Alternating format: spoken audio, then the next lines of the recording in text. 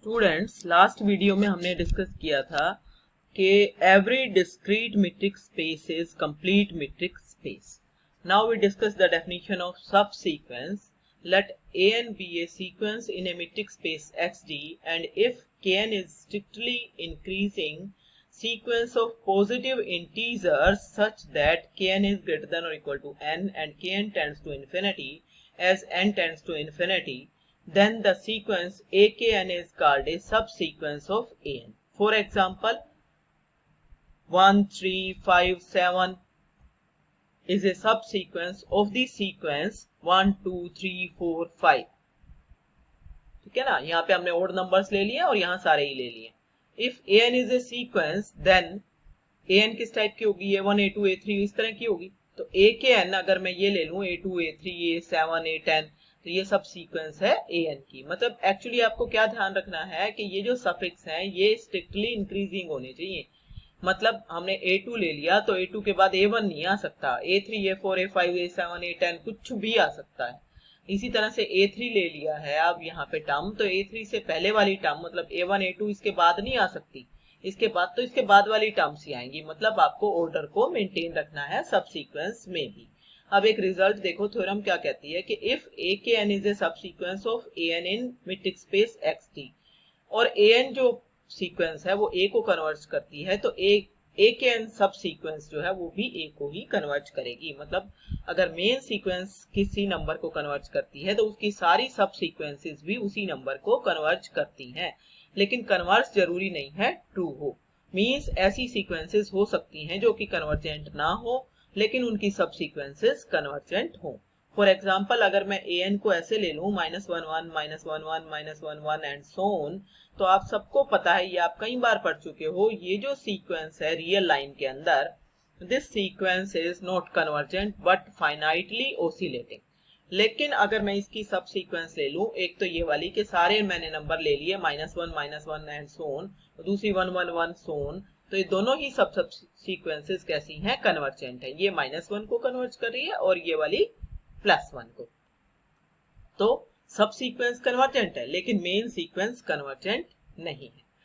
अब एक रिजल्ट क्या है कि a metric space is complete if and only if every Cauchy sequence in it has a convergent subsequence. If and only if है means जो result आप कह रहे हो उसका कन्वर्स भी ट्रू है कि अगर हर एक कोशी सीक्वेंस में एक कन्वर्जेंट सब सीक्वेंस होगी तो वो जरूर कन्वर्जेंट होगी और स्पेस बन जाएगा कंप्लीट. फिर ये रिजल्ट आपको याद रखना है अच्छे से कि every Cauchy sequence is bounded in a metric space.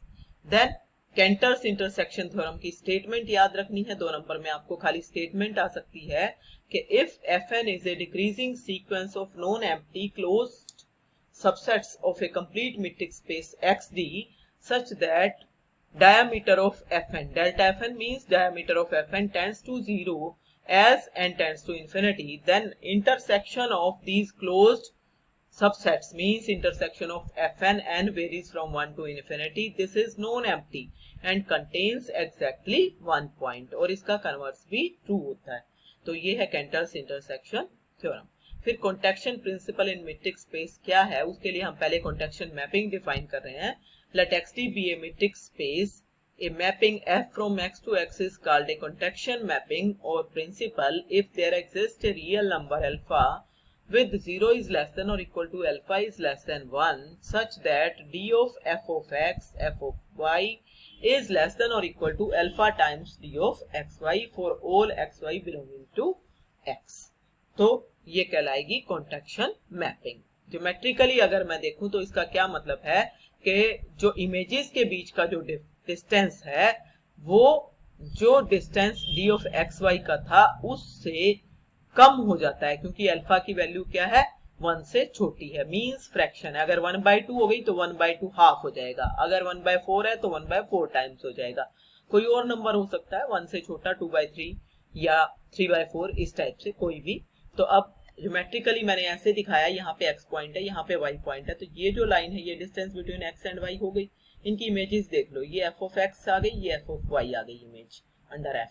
ठीक है, तो इनके बीच का जो डिस्टेंस है वो ये वाला हो गया f of x fy. तो ये छोटा हो जाएगा in comparison to the distance between x and y. Then this is called contraction mapping, जो डिस्टेंसेस को कॉन्टैक्ट कर दे, मतलब छोटा कर दे। एग्जाम्पल ले सकते हो, suppose f is a mapping from r2d to r2d such that f of x is equal to x by 5। इसका प्रूफ कैसे करना है वो ज्यादा डिटेल नहीं की है हमने, खाली आपको याद होना चाहिए। अगर आपको बताना है कि कॉन्टेक्शन मैपिंग का एक एग्जांपल तो आप फट से बता सकते हो। Then f is a contection on r2। क्यों? क्योंकि यहाँ पे जब आप डिटेल डिस्कस करोगे तो d of f of x f of y हो गया x by 5 y by 5, और ये एक्चुअली सोल्व करने के बाद ये आपका बन जाएगा 1 by 5 d of x y, means alpha की वैल्यू आपकी 1/5 हो जाएगी, that is less than 1, so this becomes a contraction mapping. अब फिक्स पॉइंट देखो क्या होता है, let x be a non empty set and t is a mapping from x into x, then a point x belonging to x is said to be a fixed point of t if t of x is equal to x। मतलब अगर उस point की image खुद x ही है तो वो कहलाएगी fix point of the mapping. Example ले लें, अगर मैंने मान लो t from x to x identity mapping define कर ली। आइडेंटिटी मैपिंग तो डिफाइन ही ऐसे होती है, t of x equal to x, means इस केस में x के सारे पॉइंट्स t के फिक्स पॉइंट्स बन जाएंगे। देन इसी पे बेस्ड एक बहुत इंपॉर्टेंट रिजल्ट है जिसका खाली हम प्रूफ विदाउट प्रूफ हम कर रहे हैं, और वो क्या रिजल्ट है? वो रिजल्ट ये है बानाक फिक्स पॉइंट थ्योरम और बानाक कॉन्टेक्शन प्रिंसिपल। स्टेटमेंट आपको 2 नंबर में खाली आ सकती है, वही आपको याद रखनी है।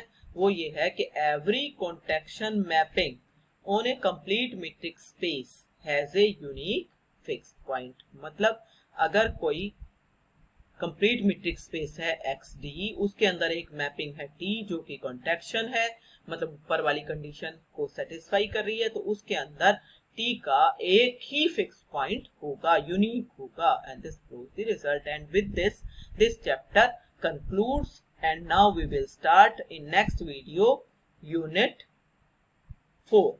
Okay.